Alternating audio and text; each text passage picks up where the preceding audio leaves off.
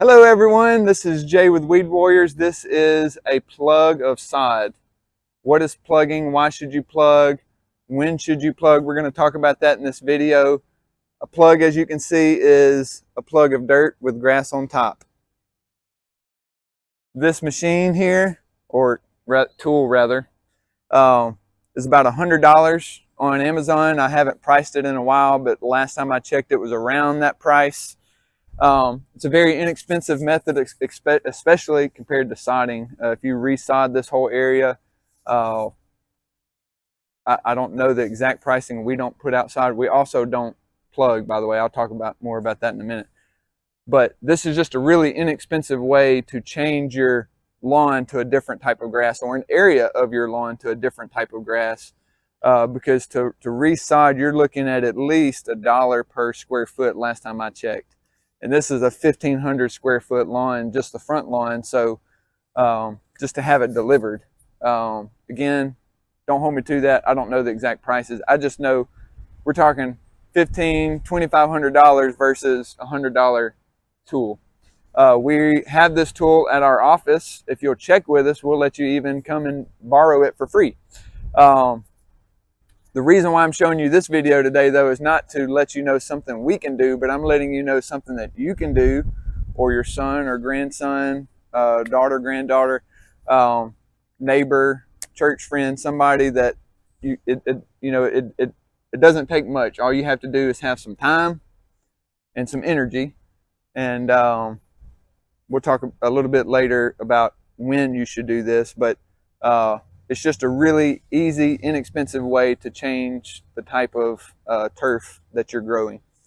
So we talked about what is plugging, why should you plug. So why you should plug is if you have a grass that you don't want growing and you want a different kind of grass, and especially if you know someone who has that grass and you want to get some of theirs and bring those plugs in your lawn, or like at this house, if the backyard is St. Augustine and the front yard is Bermuda. This particular Bermuda yard, by the way, right now, we're in March, really close to April 1st. It's really green. That's not green Bermuda. This is actually a weed called poana. This is a new customer of ours, and they just have a lot of poana, which is, again, a type of weed. But nevertheless, this is Bermuda. The back is St. Augustine. Why would you want to put St. Augustine? We're trying to get rid of the Bermuda.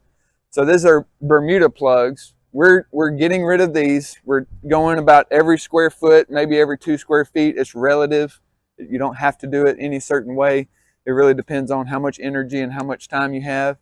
What these are going to be is these are going to be central growing points in the yard. And so if you could see right here on the video, some that we've already put down, the St. Augustine is going to grow from that point, from this point, from this point, from this point. And those are going to be the central growing points from which St. Augustine spreads out and fills in over the course of time. It's a slow process, but it's cheap. It's inexpensive. This is the way to do it if you want cheap, inexpensive grass.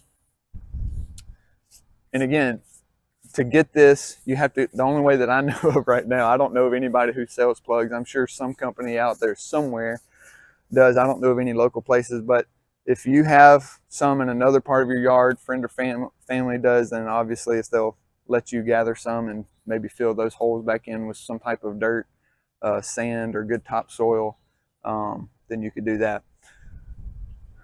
But getting back to why would you want to do that? So right here, this is a Bermuda yard. It's on the north side of a really big tree.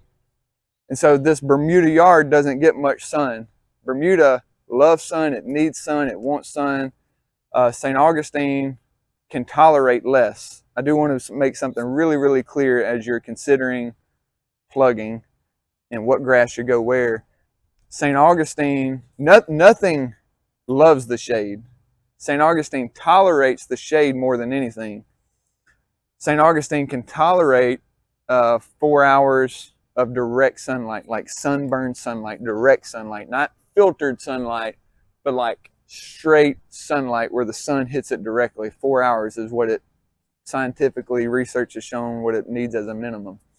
Bermuda needs closer to 8, and sometimes maybe even more depending on other factors that are happening. And so really this doesn't need to be a Bermuda yard. This needs to be St. Augustine if it wants any long-term hope of survival. So that's why we're going to take St. Augustine from the back, bring it to the front. That's why we're removing holes or plugs of Bermuda grass, and we're going to fill those with St. Augustine and let them fill in. So that is why you should plug. Why should you not plug? If you want quick results. If you want quick results, you don't need to plug.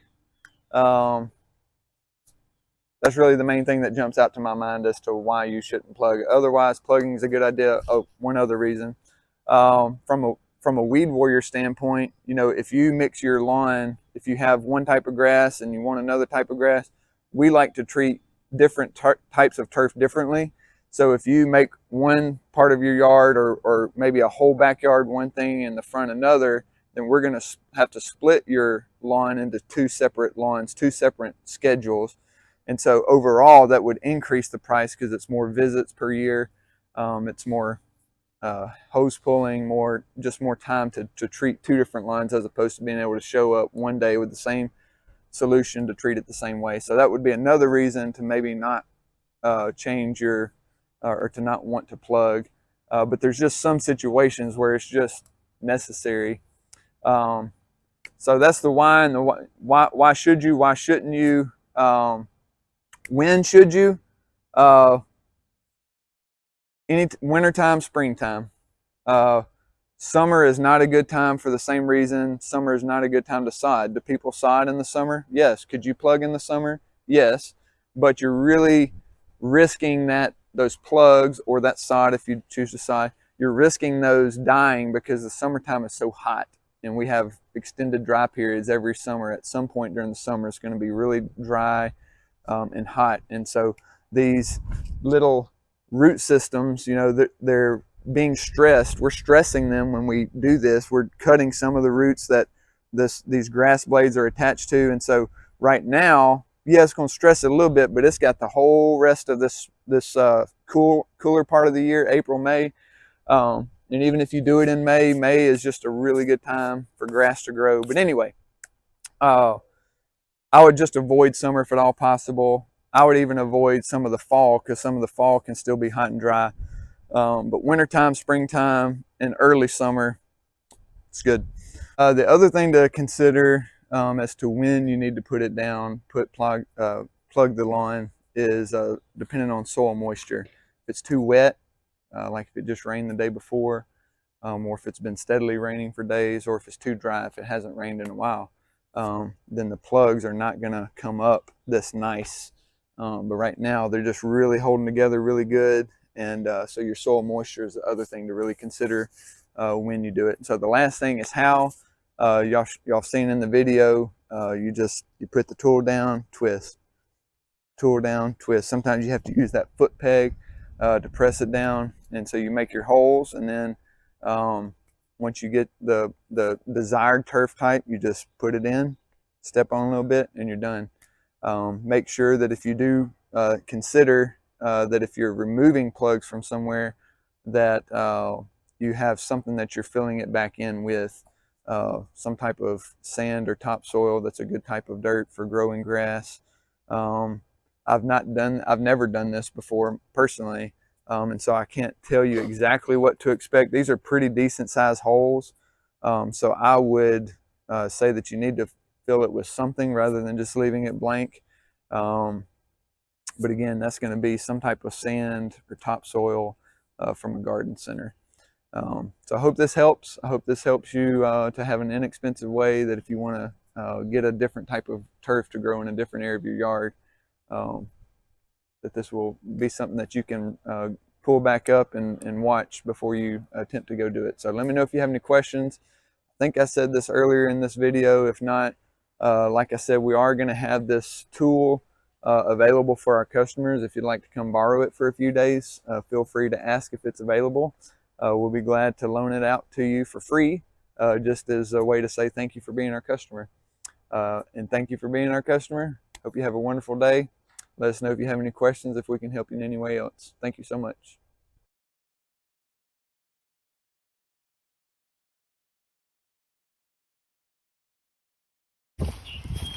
All right, guys, so here's the backyard that has the St. Augustine that we wanted to get the St. Augustine and put it in the front. As you can see, we just collected the different plugs of St. Augustine and filled it back with some sand. Once we got over here to this area, we got the holes a lot closer together so that we could so that we could just dump bags of some sand and some topsoil mix. We got our bags, sorry for flipping the video. We got our bags from Hutto's over on North Ellis Avenue in Jackson. They're always really helpful and have a really good variety of dirt. But for this area right here, it was a 12 foot by 4 foot square foot area. That's about close to 50 square feet for 7 bags. It comes out to be about a bag per 9 square feet or so. So it takes a lot of dirt if you're going to do that. The other method we found that was really helpful is just getting those plugs from the front yard, and you can see the little holes, and you just turn them upside down to where the grass is on the bottom, because we don't want that Bermuda grass coming up in this St. Augustine. So we just turn them upside down and put the grass side down and the dirt side up. And so that's another way that you can fill those holes. I will say that it took us a lot of work. As you can see, Tyler over here who's leaning on his rake. This is Tyler. He's a new employee, by the way. This is Lainey. This is Freely, my daughter. Yes, she was helping us. It's a really good teenager activity. Ryan's out front. But for the 5 of us,